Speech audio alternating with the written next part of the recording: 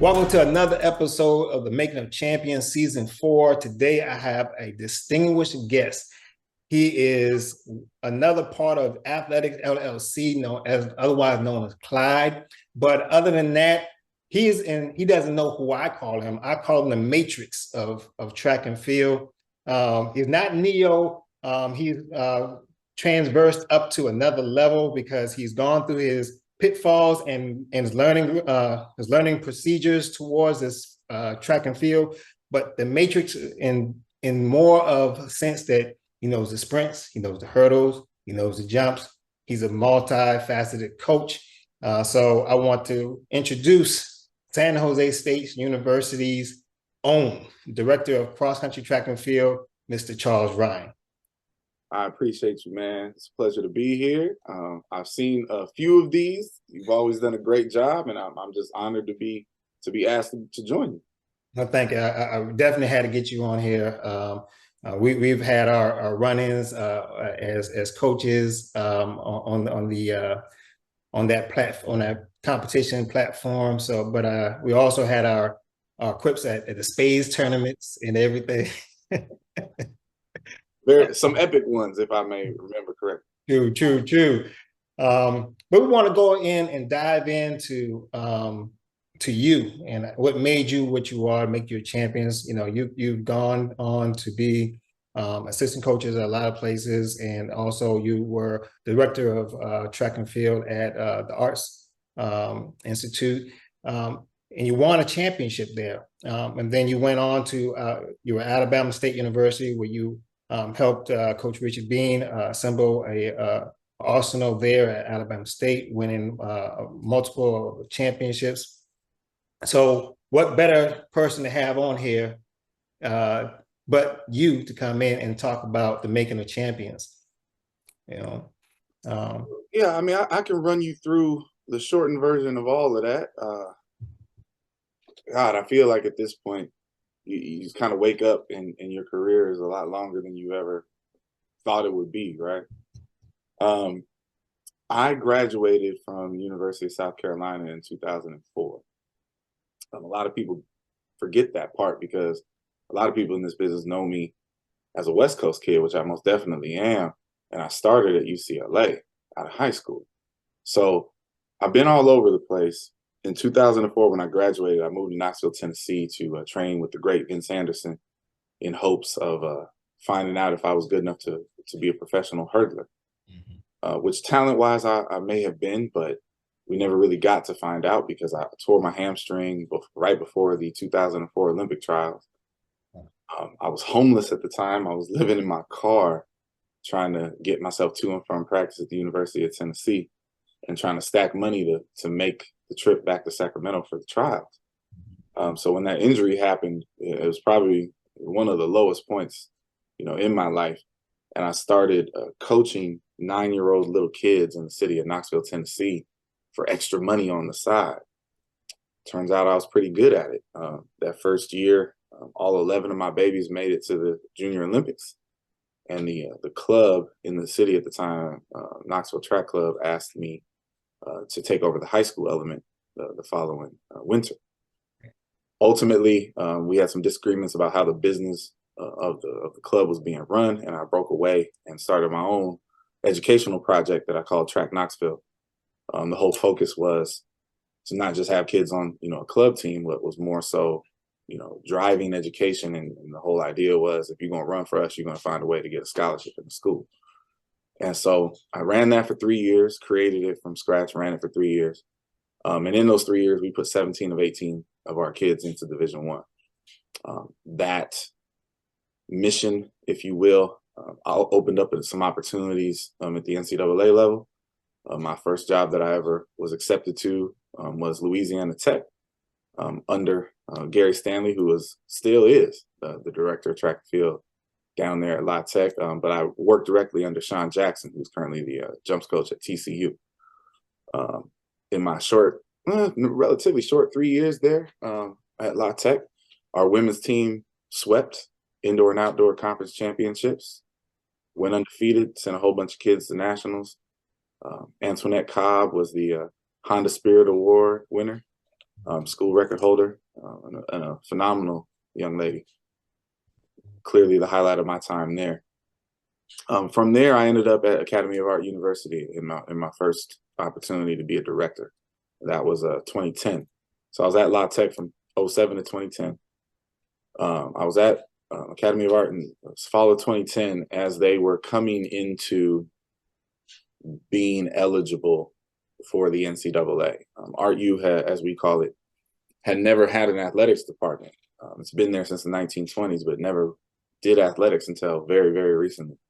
I was actually their second director of track and field, and they were not eligible for the NCAA competitions, inventing an athletic department out of thin air until spring of 2013. In spring of 2013, our women's team won the indoor and outdoor national championships for Division II. Ultimately, the legacy of my time at Academy of Art is we're the only team in any sport to win the national championship in their first year of existence within the NCAA, and we did it twice. I was there for 5 years. Ultimately, me and the administration, the new administration at the time, the man who hired me was no longer the AD. Some other people came in, and me and them had some serious disagreements about the vision, the future of the program, which ultimately led to my dismissal and my new opportunity under Richie Bean at Alabama State. And a lot of people ask me about, my time in the HBCU world and working under Richie. I want to always, set it straight. Richie Bean been winning SWAC championships long before I ever showed up in Montgomery, Alabama. But what I loved about Richie so much in my time there is he fully embraced me and my skill set. And, Richie's calling card is distance, has always been, from the 800 to the 10K. He just finds kids, trains them up, develops them, and wins rings. And when I arrived, he basically turned over the roster to my ideas. And we built a sprint hurdle program there, primary first, and continued winning, didn't miss a beat. The women never lost in my 3-4 years there. And the men ended up winning 2 or 3 championships while I was there also. And so I will always be eternally grateful to Richie Bean.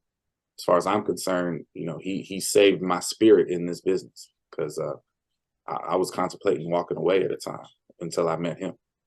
And so my time at Alabama State, I'm a Cali kid. I grew up here in the Bay Area. And so when Robin Johnson asked me to come home and serve under her as a sprint coach for UC Berkeley, that was an opportunity, for me and mine that I just couldn't, walk away from. My first year at Cal was COVID. So that was an interesting time for sure for everybody. And then we had a phenomenal second year. But then I ended up, realizing that I was going to be a father for the first time. And literally within 2 weeks of me finding out that I was going to be a dad, San Jose State came calling to offer me the director's job here. And when you got a baby on the way, you say yes to the raise. That's what you do. So, that's another thing that a lot of people ask me about, like, why did you leave Cal so quick? It was purely family, purely 100% family. Love Cal, love Robin Johnson. Totally grateful that she brought me home. I wouldn't be in the seat here at San Jose from Alabama State, I don't think. I think I got this opportunity by and large because I was sitting right here in the Bay Area at Cal Berkeley. And so I owe her a great debt for that as well. But we're here now and trying to turn this thing into something real.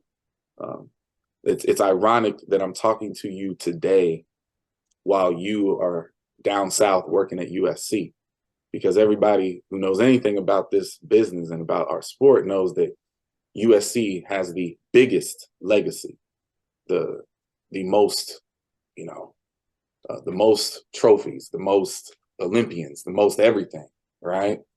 But what I've always told everybody, once I took this job, is I consider, our legacy here at San Jose to be the most important legacy that our sport has. Speed City, Olympic Project for Human Rights, Smith, Carlos, and all the things that go along with that. And so I couldn't be prouder to be in the chair that I'm in right now. And, we're just trying to do what our program used to be about and what I've always been about, which is winning. Man. Well, I see that they picked the right person, knowing your character, knowing what you're a builder, you're a developer of talent. Some people just want to rely on just the element of that 5-star athlete coming in, but you also seek out those developmental athletes and know how to take them to that next level. So with that going on at San Jose, as you are rebuilding the tradition from the past, how does that look? I know you had to bring in a new staff and everything. How was that coming in of selecting a staff to come in and have them fulfill your vision? So, doing a rebuild, there's so many layers to that, right? For me, growing up here in the Bay Area, I knew the challenges that are San Jose State, given everything that's going on with the the shutting down of the program and then the rebranding and rebuilding it. I knew what the team looked like prior to my arrival. I knew what the staff was. And so for me, it was twofold. It was disruption, meaning, from my interview all through the process, I made it very, very clear, like, listen, if you want me in this chair, this is what it's going to look like. These, are my priorities. This is how it has to be done. And I need the freedom and the space to do that. And so the staff evaluation was key, because if you ever are in a director's chair, head coach's chair, you can't be everywhere and be everything to everybody. That's just not possible. And so looking at who I was going to be able to get to come in here and join me on this journey was vital. I needed people of high character, professionals with, enormous skill sets, but ultimately I needed people that I could trust. And so, I've told people this before, I feel that I got extremely lucky, because the way our business is, just like every other NCAA sport, we have a coaching carousel. And at the end of the year, that thing gets winded up and starts moving at 100 miles an hour. And I got hired basically in August, school getting ready to start. Cross country was in our first competition 2 weeks in. And so with it being so late in the cycle, the fact that I got my quote unquote first round draft picks at every position from a coaching standpoint, couldn't have been happier, couldn't have been luckier. I was able to talk TJ Harris into coming all the way across the country from North Carolina to run the entirety of my field events program. His official title here is he is the field event coordinator. And what that means is he coaches everything that is not going around the track. He coaches the horizontals, the verticals, the throws. And obviously he has some people underneath him to help out in those regards, but it is his show out there on the field. And he's done a phenomenal job. I needed Charmaine Darden to come in here directly from the University of Oklahoma and put together, a distance program that we can build from and be proud of. Because when I walked in the door, brother, there was 2 distance runners who were male, and there was 2 distance runners that were female, and a cross country meet that started in 2 weeks. Charmaine definitely got the worst of all the assignments that I asked the assistants to take on. But she's done a brilliant job, and she continues to build that part of the program and get kids in the door and people who are talented and that she can, train up. So couldn't, night and day today than where we were a year ago on that side. And then of course I was able to talk Ernie Clark into coming out here and joining me to help me build what is ultimately the foundation of this team, which is sprints, hurdles, relays. That whole thing was really, really weird, actually. Like, I know Ernie by reputation, and obviously the Ashland program, is a star program in Division II, and he was primarily responsible for the majority of All-Americans that you see coming out of Ashland. 4-time, coach of the year at Division II. Everybody knows Ernie's phenomenal. He called me to inquire advice about 2 other jobs that he was considering. And I listened to him, and I took that conversation seriously. But at the end of it, my advice to him was, between those 2, you absolutely do not want to do that one. You should do this one. But I didn't even know you were talking about leaving Ashland. So here's another idea for you. And that was the start of our conversation, and it took a couple weeks, but ultimately he trusted me and brought his beautiful family out to California, and to back me up and help me put this thing together, in the realm that we both specialize in, and that confused a lot of people. Everybody asking, like, why would you bring in somebody that coaches the same stuff you do? I'm like, because I have things that I'm going to have to do as a capacity as director. And when I'm away, I need to know that there's somebody elite at my level that my kids can learn from as well. I believe in collaboration. Me and Ernie work together.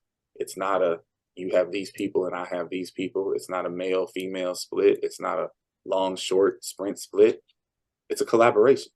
And so if I'm going to bring in somebody else, they better be able to think and move and coach at the same level that I am, or else it's not going to work.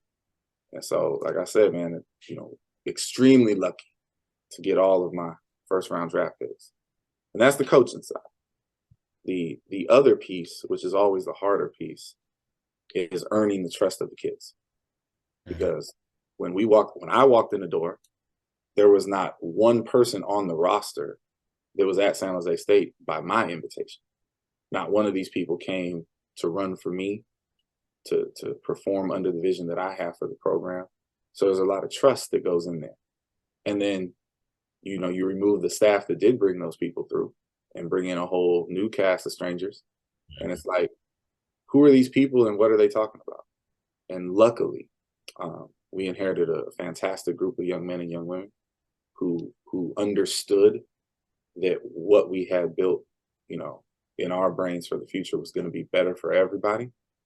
We definitely lost a few. There's always going to be purges. There's always going to be defections in a new, change, in a new vision. But those that survived year 1 and those that chose to return for year 2 are so dramatically better than they were a year ago. And they are, hopefully the leaders of what we're building moving forward, because it's their program. I'm the director, but they're the ones out there doing the blood, sweat, and tears and putting up the performances and going to compete. And so, I'm really, really happy with what we were able to accomplish in year 1 and looking forward to year 2. Wow. I remember seeing you at the regional championships. And I was like, okay, that's a big stepping stone right there in year 1. Yeah, it was fun. We got 6 kids in. And if you look at the roster and the performances prior to our arrival, ain't no way we should have had 6 kids in there. And again, not one of those kids, with the exception, 2 of them, with Amelia and Makai Harrison, we brought in mid-year last year. But the other 4 were people that we inherited off the original roster. So, they just kept growing. They just kept getting better every week. Every meet, they took a lot of L's. And by the end of the year, they were upsetting people and winning conference championships and finding their way into that top 48, which we all know is not easy. Well, now, how do you keep the motivation? How did you keep the motivation last year going with your student athletes?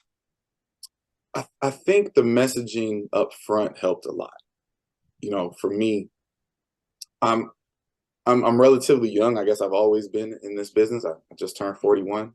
As I understand it, and please somebody correct me on this, because we these are little nerdy things that we try to look into. But me and Althea out there at Vanderbilt, we're the same age, and I think between the G5 and the P5, we are the two youngest directors in the country. And so I may have a young reality, but I've always just been kind of old school in my approach to things. And what I mean by that is I'm big on accountability. I'm big on, athletes doing and understanding what their purpose is supposed to be here, right? It's always, school first. I mean, let's be clear. I come from a long line of educators in my family. My mother, my uncles, my grandparents, my aunts, my sister, all teachers. And so education is always going to be first and foremost with me. That was the spirit of my club team project was based on education. And so A1, they have to handle their business in the classroom, and there are real expectations and there's real consequences for not. But, having a standard athletically and holding everybody, coaches, staff, administration, athletes accountable to that standard, I think matters. There's so many people in this business, athletes and coaches, that just show up for the check. Coaches they're gonna get their pay, athletes gonna get their scholarship, and not to make too many waves and just go to class, go to the meets, and push on to the next year. Like I can't process that. It doesn't make any sense to me. There's too much work involved. There's too much time involved. There's too much grinding for me to just exist in some kind of mediocre status. So for me, we were really, really focused on getting the team that we inherited to understand the legacy that their school is and the brand that they're wearing on their chest and the history behind it and the why, and hopefully, getting them to buy into this is supposed to be bigger than you and what you're representing, your families, your community, this university, and go out there and put something together on the track that you could be proud of, because it matters. Not just it just shouldn't matter to you as an individual athlete, but it should matter, to the bigger things that you care about in your life. And athletic protest is basically founded around here at the collegiate level, right? And so all these kids have things that they're passionate about, and that's great. And I want them to have a voice and pursue those passions, but their athletic prowess helps them do that. And so if they have, some pride behind what they do every day, and they have a bigger scope on them, more attention, more light on them because they're doing well academically and athletically, then they're going to have more juice to push the issues that they want to push in their community or around campus. It all connects. And I think we did a great job of building connection and building trust with those young people year one. Well, and I've seen a couple of pictures of you, and I know you said you had it when going for the position, you had to talk with that staff there, the administration there of vision and what you're trying to see. Now I've seen you on the podium a couple of times, taking pictures. So it seems like the administration is trying to get you what you need. How is that work relationship from a coach and administration going? They really are, and this is something that I've been talking to a lot of people about, especially this year, because some of the things that they've been working on are starting to be more visual in the world, right? Leadership matters. It really, really does. And there's a lot that has been done wrong here at San Jose in the past. I always tell the kids, like, I'm not responsible for the sins of the past. I'm responsible for the here and now and what the future is meant to be. Jeff Konya is our athletic director. He is our leader within the department. I've only been here 2 weeks less time than he has. I'm his first hire. So all the negative things that people told me, why would you take that job? All the things that had gone on prior to his arrival. I walked in the door like, none of that is my problem. None of that is damn sure not his problem. Like, we're finna be on this mission together. And what that man promised me throughout my hiring process, he has literally delivered on every single piece of it. This is the best administration I've ever worked with. be it in my role as an assistant at those places or, in my capacity as a head coach. The people that I interact with every day from an administrative standpoint, they don't tell me no. They find ways to create a yes. And as a coach in this business, you have to understand what a big deal that is. For especially in our sport, like football, basketball, they're used to that, right? In our sport, that's usually not the case. That's right. So Jeff Konya and his administrative team, they've been nothing but gracious, nothing but supportive of my vision for the program. And they continue to find very creative ways to get our kids what they need. Of course, no situation is perfect, but when you know that the people that you're working with are trying to make it better, when you can see that there's an evolution there, when you see that there is a care to what they're doing and you know that they're actually invested in your success, then you get up every day motivated to go to work and do your thing. So, obviously the biggest issue for everybody outside of this is the track. Oh, you don't have a track. Like, listen, I knew that. I've been knew that. Honestly,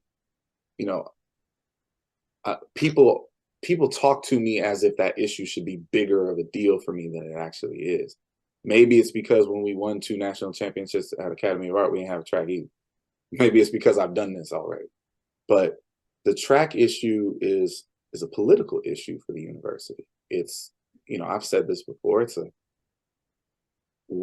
the history behind the program getting shut down, the track team being disbanded, being brought back, the promise of a new track, ultimately to build a parking lot, all that stuff that went on. Nothing to do with me and mine, nothing to do with the current administration.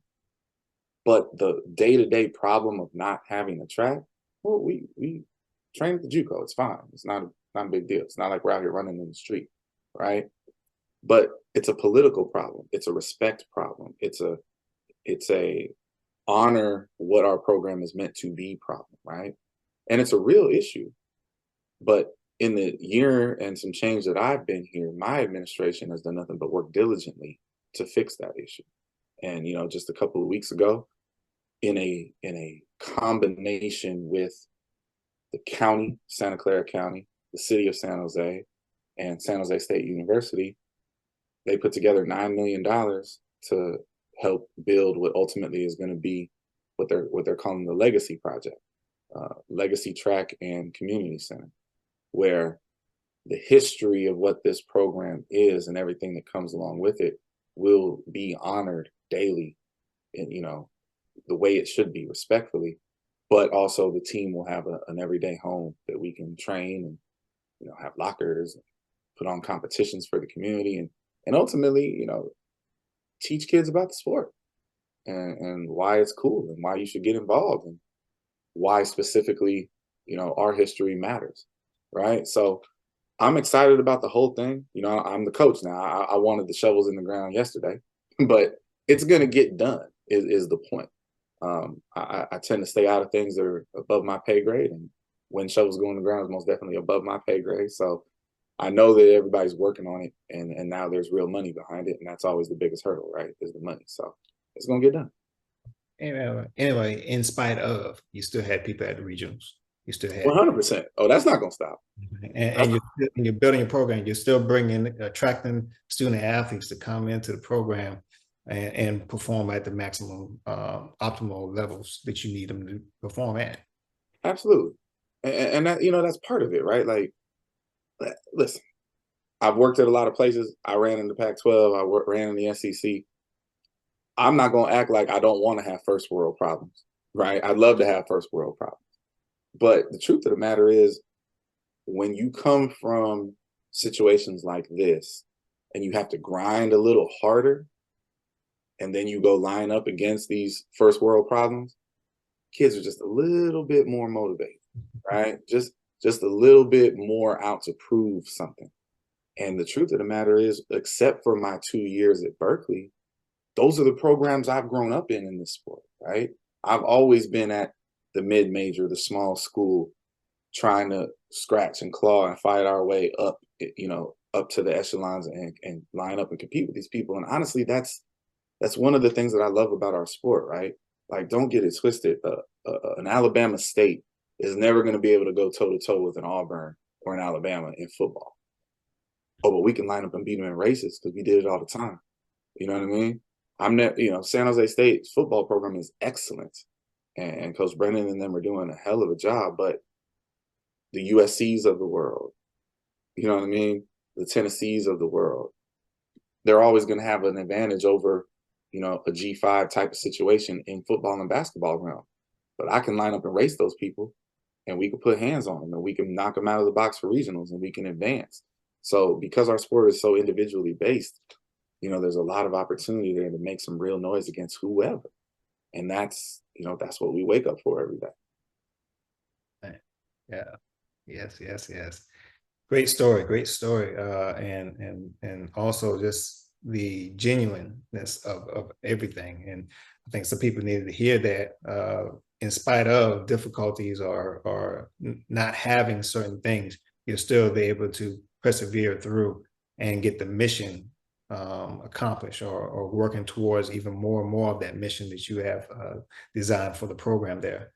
Well, let's speak of that vision. What is your vision moving forward with San Jose State University? Just continue to build, to be general about it. Now, like I said, I'm a winner, right? So let's be specific.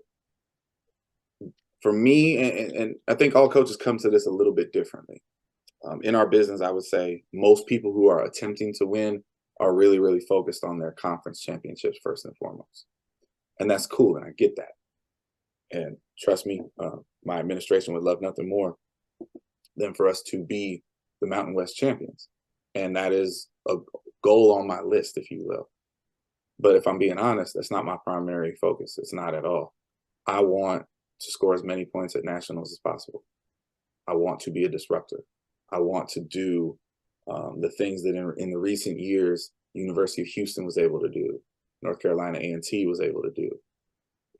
There are small doors in our business for mid-major teams to come in there and make real noise at the national level. And my attitude is, if I get this place to a point where we're scoring, 30 plus points a year at the national meet, I think the Mountain West will take care of itself. If my focus is the Mountain West, I could easily win a Mountain West championship and never score a point at the national stage.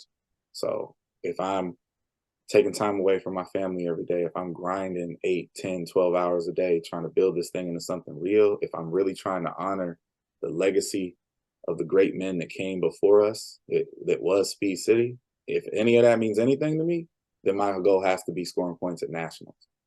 So you got those trophies in the background behind your head, I want one of them. And that's the only standard, that we have here. And the rest of it should fall in line if we are doing the right things and going along that mission. With the recruiting class that we had year one, I think that we're a lot closer to making people take a look at us at the national meet than most people may assume that we are. We have some phenomenal freshmen. And I've been telling everybody, if the babies run like adults this year, then, we're going to cause some problems for some people.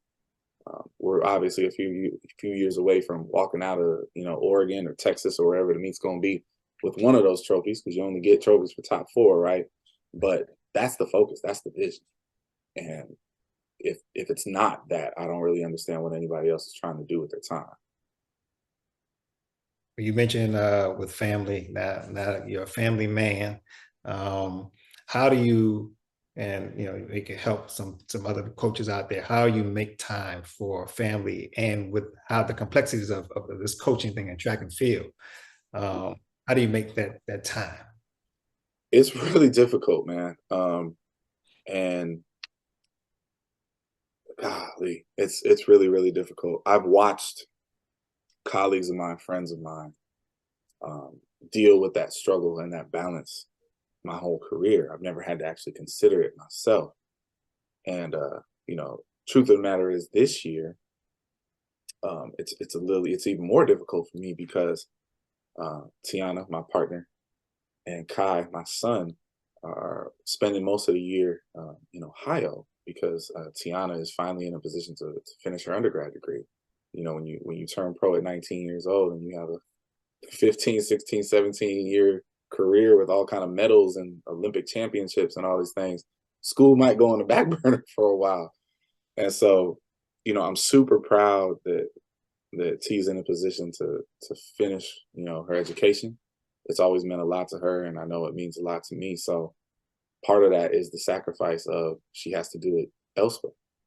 And so, you know, I don't see them nearly as often as I would like to, and it's definitely tough, being away from both of them, but baby boy especially. So he just had his 1 year birthday, crazy year to say the least. My son was born at 26 weeks, so he's been fighting since his arrival. But he is perfectly healthy. He's had like literally not one complication since he arrived, which is a testament to the strength that he definitely most definitely got from his mom. So he's doing great physically, but the time thing, it's rough. It's definitely rough. If you want to be good at this profession, it's not a 9 to 5 job, right?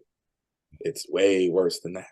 And so I think you have to find creative ways to balance what means the most to you and yours, right? So Zoom has been awesome. I could take more meetings via Zoom and schedule some things from the house.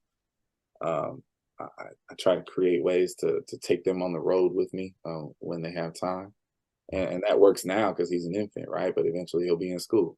So it'll be a constant evolution of balance for the next 15, 18, 20 years of my time here.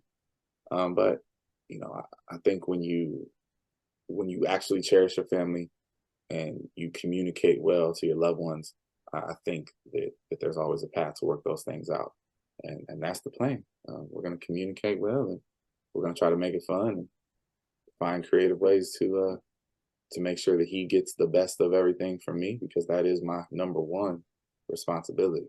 I've been taking care of other people's kids for 16 years, and I have to do right by him. Okay. Well, you heard it here first from the Matrix. There's a lot of stuff that goes into building a championship and starting a program almost from scratch and building it up to in 1 year. Look at what he has done in 1 year, and going into year two, we're going to expect more or even better things on the horizon. It was a pleasure you being a part of this program. I want to thank you for taking the time to sit with me and discuss your program. And I want to give you an opportunity to say anything that you feel that the audience may need to know within about San Jose State and or even this coaching profession. No, the profession, I would say, I think a lot of coaches, make a lot of mistakes trying to be things that they're not in this profession. Uh, you know, I didn't grow up in this game, the coaching side, with a lot of mentors. It's probably a bad thing for me, but it also forced me to do a lot of things on my own. And so I would definitely recommend get some proper mentors. Learn from people who do things better than you do them. Um, Let the ego be as small as possible. My team would not be as good if I had an ego that didn't allow me to hire and work with Ernie Clark. Right? That so many of us get caught up in ego. So many of us get caught up in the attention that we're supposed to get. It's not supposed to be about you. It's supposed to be about the kids. It's supposed to be about the work. And trust me, if you do the work the right way and the kids shine through, you'll get all the respect and love and attention and resources and money, whatever it is that means something to you. It'll come. If you try to make it about you, it won't. It most definitely won't. Communicate well. Respect everybody's position that you have to, lean on to get your work done. One of the first things I asked everybody in the building in my first week here at San Jose State, you go, you meet the academic team, you meet the compliance team, you meet the, facilities people. Literally, my first question was, how can I make your life easier? Am I always able to make their life easier? Hell no. Most of the time, I'm sure I stress them out. But the fact that they knew I cared and that I saw what they did had value started me off on the right foot with those people. And all of those people work extremely well with me today. If you are an assistant, understand that your role is an assistant. I've been an assistant multiple times. I hope all of my former bosses would say that I've been a great assistant. I followed their vision because it's their program, it's their name, it's their reputation. Your job is to facilitate that. If you want a different vision, go find you a chair to sit in. And if you are sitting in the chair, I would say that you have your responsibility to your assistants to make sure that their careers continue to grow. The crew I have now, love them to death, would want them to stay forever, but all of them, each and every one of them, they're too talented to stay up under me. So we're going to get what we can get done in the time that we can get it done. But every time anything that comes up for them that I can push them to the next level or to a better situation for them and their family, that's my job. So, there's a lot of, symbiotic relationships that go into this profession. And, I think if you just focus on doing things the right way and trying to highlight and push people in the right direction, you're going to get the things that you want out of this business. Anything else, man? Like I said, I appreciate the opportunity. People don't realize, like I said, literally, if you're watching this, all people that I actually really, really admire and respect work at USC right now. And, I'm a fan of what you guys got going on down there, and you specifically. So, I can't wait to see how you guys are growing in year 2 and getting on with everything that you guys got going on. We still going to try to battle it out when I can for recruits and whatnot. But hey, I'm a fan of what you got going on down there, man. I'm a big fan. And your path through this business has been phenomenal. So bravo to you. And, what you're doing here is a great thing. It's important. And I hope people are paying attention. Well, thank you. Thank you. We're hopefully we're going to have a great year 2 as well. Yeah. We have some major things we want to try to accomplish this year. Indeed. For all of you watching, you saw the Matrix, the director of cross country track and field coach at San Jose State University, adding on to the legacy that's already been in place, but adding his flavor to it, Mr. Charles Ryan. I want to thank you all for being a part of this program. If you would, please like, share, and subscribe to the program. Have a great day. Peace.